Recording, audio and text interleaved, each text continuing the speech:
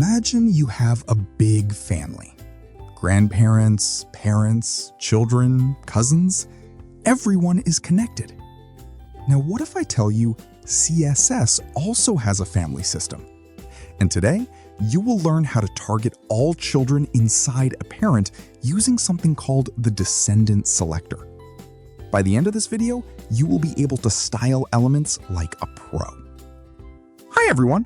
Today, we are learning an important CSS concept, Descendant Selector.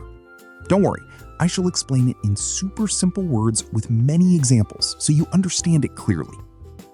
A descendant selector is used to select elements that are inside another element, no matter how deep they are. Look at its syntax. This means select all child elements inside the parent element. Now move to live example. Here is HTML lines. Our goal is to color all P in the div element. Both paragraphs turn blue. Why it happens? Because both P elements are inside div. Now we try to understand it with deep level. Descendant Selector works even if the element is deep inside. Have a look at HTML. Let me write CSS.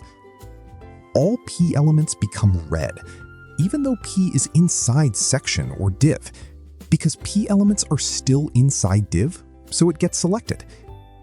Let's understand it with multiple level.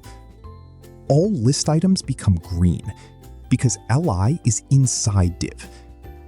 Sometimes beginners get confused with Descendant Selector and Child Selector. It selects all P elements inside div. It does not matter what level they are at. If we look at the Child Selector, it only selects elements directly in the parent.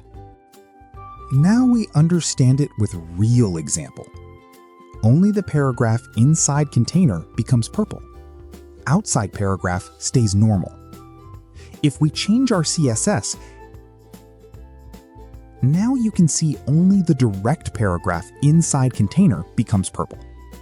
Outside paragraph stays normal. If we change our CSS, now you can see only the direct paragraph inside container becomes purple. Note something here.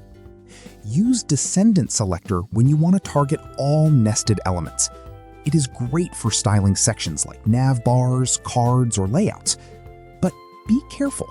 Sometimes it selects more than you expect. Now, go try it yourself and practice. If you enjoyed this video, don't forget to like and subscribe for more easy coding tutorials. See you in the next video. Goodbye.